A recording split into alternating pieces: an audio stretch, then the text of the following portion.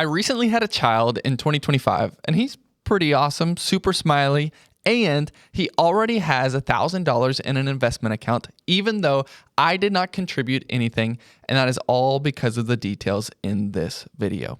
Today, we're talking about one of the newest savings vehicles available for children called the Trump account. You've probably seen headlines saying the government is giving every baby $1,000. While that's directionally true, there are a lot of important details. So today, I want to answer 4 questions. What is a Trump account? Who qualifies for the free $1,000? How is it taxed? And finally, is it actually better than a 529 plan? If you or a friend or family member are having a child or plan to have a child between 2025 through 2028, please send them this video. I'm your host, Eli Freeman, a certified financial planner, and this is Data Brief, where we break down the data behind investing so that you can make more informed decisions based on facts and not feelings. So as always, let's look at the data. What is a Trump account? Well, a Trump account is a new investment account created specifically for children. For eligible children, the federal government contributes $1,000 to get the account started. Parents, grandparents, and others like employers can also make additional contributions each year, subject to that annual contribution limit of $5,000. The money is invested for long-term growth in U.S. companies. That's a very specific part of the plan and is intended to help children begin building wealth very early in their life. So who qualifies? Well, generally children who are U.S. citizens at birth, who are born during the eligibility period of 2025 through 2028, and who meet a couple other requirements in the law that you can pretty easily Google. If your family is expecting a child or recently welcomed one, it's worth confirming whether your child qualifies. A free $1,000 is a pretty great way to start investing. If your child qualifies, probably the easiest way to file for the $1,000 contribution would be to download the Trump account app. In that app, you'll just need to follow the directions to add a child, and it will ultimately take you to fill in a tax form 4547.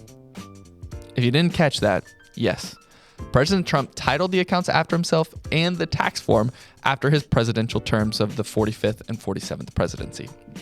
So after you fill in the form 4547 and you have everything set up, then they should make the free contribution. Although the timing is still a little bit iffy. Like on my Trump account for my son, it says that it should be around July 4th is the contribution, but there's no guarantees. So let's talk about taxes. Contributions are made with after-tax dollars, and you do not receive a deduction for contribution. The investments then grow tax deferred. So when money eventually comes out, the taxation depends on how the funds are used and the character of their withdrawal, but likely all growth will be taxable. The $1,000 seed money will be fully taxable upon distribution because it was contributed tax-free. So now is the bigger question, in my opinion, from a financial planning perspective. How does this compare to a 529 plan? In my opinion, as a financial planner who has worked for hundreds of families, for most families, the 529 is still the better place to save. And here's why. The first is that many states offer a state income tax deduction or tax credit for contributions to a 529 plan. That's an immediate tax benefit that a Trump account does not provide. The second is 529 plans have become dramatically more flexible over the past several years. They can be used for college, graduate school, trade school, apprentice programs, certain student loan payments, and in many states, K through 12 private school tuition. If one child doesn't use the money, you can typically change the beneficiary to another qualifying family member or child. And perhaps one of the biggest changes is that unused 529 plan money, up to $35,000, may now be eligible to roll into a Roth IRA, assuming that all of the IRS requirements are met. Because of those changes, I think the 529 has become one of the most flexible education savings vehicles that's available to the public. So, is there ever a reason to use a Trump account instead? In my opinion, there still is, and it's actually kind of surprising. I think it's a completely different planning opportunity. Not education planning, but Roth conversion planning. And here's what I mean. Let's assume parents contribute $5,000 every year from birth until age 18. Well, that's $90,000 of contribution before any investment growth to the Trump account. Now imagine with me that child graduates from college, begins their career, and is in one of the lowest tax bracket that they'll likely ever experience during their lifetime. Instead of waiting until they're making significantly more money later in their career, they could begin converting those assets into a Roth IRA. They would pay taxes today at what is hopefully their lowest lifetime tax rate, but then everything inside the Roth IRA could continue to grow tax-free for decades. For high income or high net worth families, that could become a very attractive long-term planning strategy. An important side note to that is that for high net worth families, the $5,000 contribution does not reduce your lifetime gifting limit. However, there is one extremely important detail. If that child is still being claimed as a dependent on their parents' tax return, this strategy may not work the way that many people would expect or hope. This is because of something called the Kiddie Tax. And the Kiddie Tax is designed specifically for things like this, to prevent parents from shifting investment income to children simply to take advantage of lower tax brackets.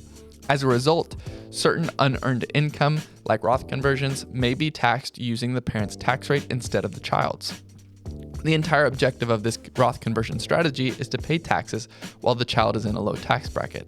And if the Kiddie Tax applies, that benefit would basically just be gone or significantly reduced. So before pursuing this strategy, I'd strongly recommend working with a CPA to make sure that the timing is right for you and your child. So in summary, what's my takeaway? Well, for most families, I still believe the 529 plan should be the primary savings account. You may receive a state tax deduction, it offers tremendous flexibility, and it can be used for multiple education expenses. You can change beneficiaries, and it can help pay for private school in many states. And it may even allow for a future Roth IRA rollover, but just not as much as a Trump account could. Those advantages are hard to beat. However, I do think because of the amount that you can convert in the Trump account, it does have that compelling use case if your goal is to shift as much money to the child so that they can convert at lower tax rates. So my general approach is simple. Use a 529 for education savings, but consider a Trump account if your objective is long-term Roth conversion planning. If you like this video, you may find my video about how to view a vehicle purchase on your wealth building journey that I will link here.